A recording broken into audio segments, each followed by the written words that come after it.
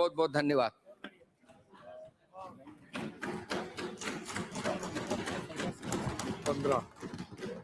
ये आपके 100 ये 90 मिनट। धन्यवाद सभापति महोदय,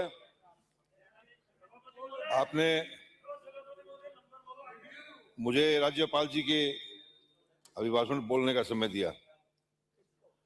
सभापति महोदय, पैरा नंबर 4 में लिखा है कि सेवा, सुशासन और समर्पण का एक नया अध्याय जोड़ा है, और पैरा 6 में लिखा है मैं लिखा है कि किसानों, युवाओं, महिलाओं, पिछड़े वंचित वर्ग के लिए ठोस कदम उठाए हैं। अध्यक्ष महोदय, कितना झूठ, कितना असत्य बुलाया गया राज्यपाल जी से, महा असत्य बुलाया गया। हालात ये हैं कि ना आपसे किसान खुश है, ना आपसे युवा खुश है, ना आपसे महिलाएं खुश हैं, ना पिछड़ा वर्ग खुश है, ना वंचित वर्ग खुश है।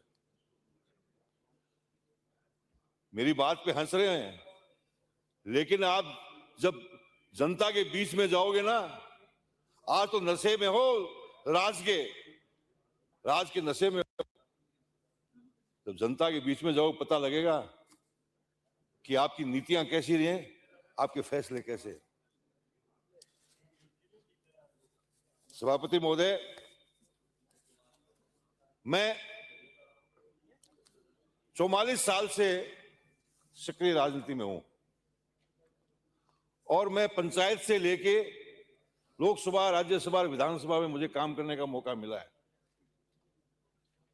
मैंने जिस प्रकार से प्रजातंत्र के साथ खिलवाड़ हो रहा है, प्रजातंत्र को कमजोर किया जा रहा है, ये मुझे अब देखने को मिल रहा है।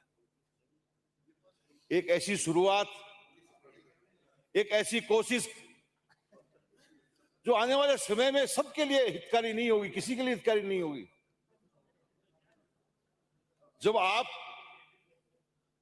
राज में होते हो तो अलग कानून, जब आप विपक्ष में होते हो तो अलग कानून, जब हम विपक्ष में होते हैं तो हमारे लिए दूसरा कानून।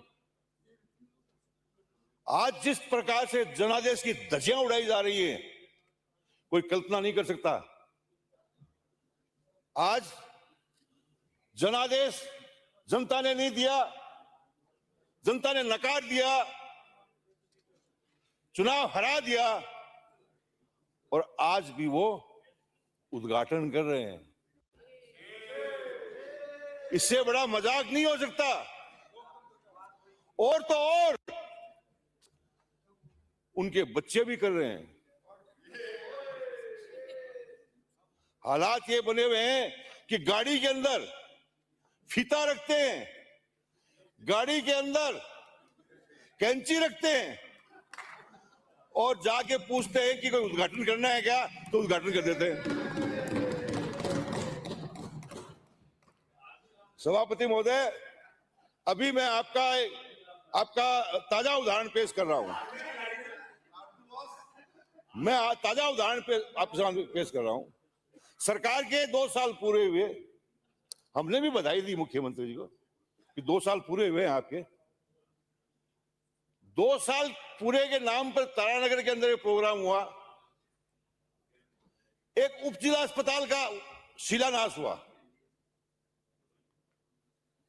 उस उप जिला अस्पताल का शिलान्यास तो मैंने 2023 में कर दिया था, लेकिन दोबारा करने के लिए 2 साल तक रोके रखा उसको। मैं तो सोचा था कि हमारे स्वास्थ्य मंत्री जाएंगे वहां उसके शिलान्यास करने के लिए, मैंने कहा भी था, लेकिन पानी के मंत्री गए वहां पर उप स्वास्थ्य केंद्र का उद्घाटन, शिलान्यास करने के लिए। और आप ताज्जुब करोगे, सरकार 2 साल की खुशियां मना रही है, और प्रजातंत्र के अंदर वहां जो पट्टी लगी शिलान्यास की, उस पट्टी पे स्थानीय विधायक का नाम नहीं होकर के हारे हुए लोगों के नाम और दूसरे लोगों के नाम है।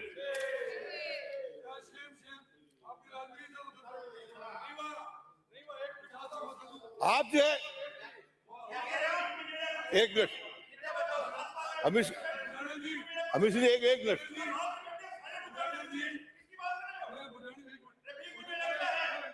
आज जाने वाले की दिक्कत आती है। आप तो जयपुर के लोग हैं। आप बैठिए। देखिए देखिए इसमें समय बर्बाद मत करो। अरे बैठ जाओ। इसमें समय बर्बाद मत करो।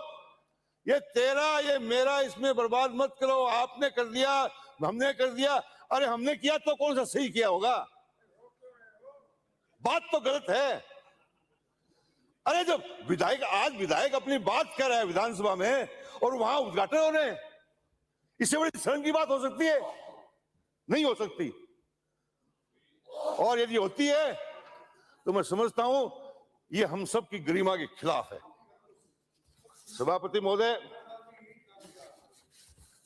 महोदय, आज हमारे प्रदेश में ऐसी घटनाएं हो रही हैं जो बहुत ही हम सब के लिए बहुत शर्म की बात है। हम सब के लिए शर्म की बात भी है, हम सब के लिए दुख की बात भी है। आज प्रदेश में हर माँ बाप चिंतित है।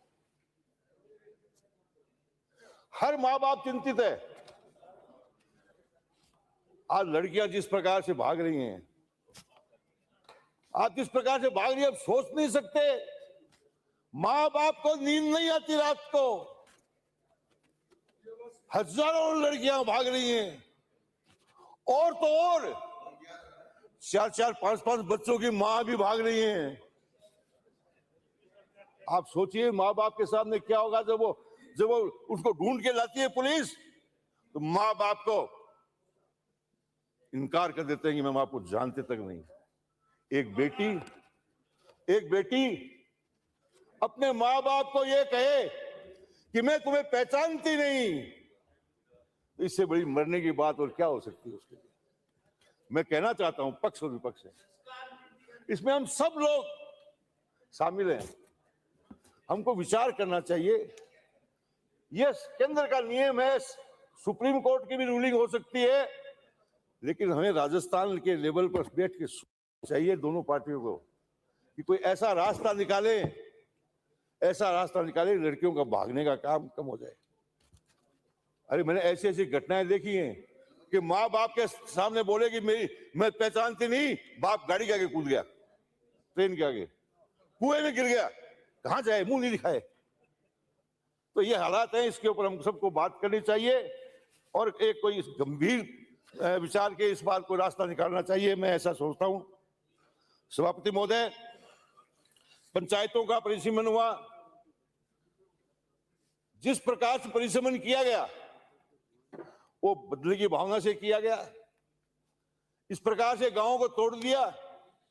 एक पंचायत में 5 गांव हैं तो उनको 5 अलग अलग पंचायतों में मिला दिया गया। एक पंचायत की दूरी पहले पंचायत समिति से 15-20 किलोमीटर थी, 2 किलोमीटर थी, आज उसको 40 किलोमीटर तक कर दिया, उस गांव को जोड़ दिया। तो ये सारी चीजें जो हुई हैं, मैं कहना चाहता हूं, आप बैठिए। ब्राजे बीच में नहीं। देखिए, आप परिसीमन कर लीजिए।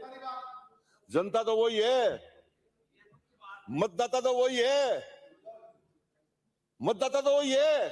अब देखना चुनाव में परिणाम आपको भुगतना पड़ेंगे। ये जिस प्रकार से परिसीमन किया आपने, जिस प्रकार से परिसीमन किया बदले की भावना से कि यहां हम जीत सकते हैं, यहां तो उसको तोड़ दो, हम यहां वो हार सकते हैं, ये जोड़ दो।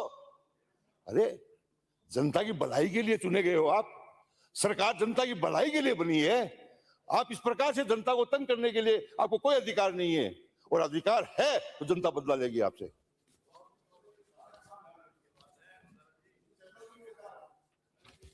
सभापति महोदय, मैं मनरेगा की बात करना चाहता हूं। मनरेगा एक गरीब की ऐसी महत्वाकांक्षी योजना थी जिसको हमारे देश के स्वर्गीय प्रधानमंत्री मनमोहन सिंह जी ने लागू किया। मनमोहन सिंह जी ने लागू किया, 100 दिन की गारंटी दी, ऐसा कानून जिसकी विश्व में तारीफ हुई थी, विश्व में तारीफ हुई थी कि एक गरीब के घर जाकर के गणेश मान करके ये कानून लेके आए। आज इसके साथ खिलवाड़ हो रहा है। आप चाहे महात्मा गांधी का नाम बदल दो, अरे क्या महात्मा गांधी का नाम मिटा दोगे क्या? महात्मा गांधी का नाम नहीं मिटा सकते। आपने जो योजना बदली है, अरे 125 दिन की गारंटी, अरे कहां से दोगे 125 दिन? बताओ तो सही। 2 साल में कितनी दी है?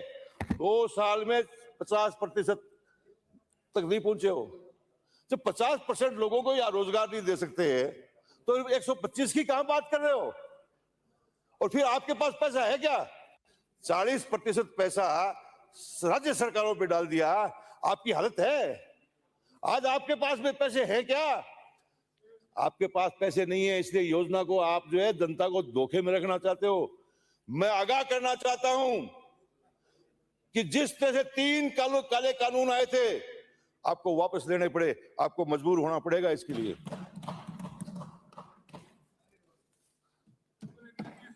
सभापति महोदय, किसानों की बात करते हैं, सब करते हैं हम किसानों की बात, और किसान के साथ हो क्या रहा है?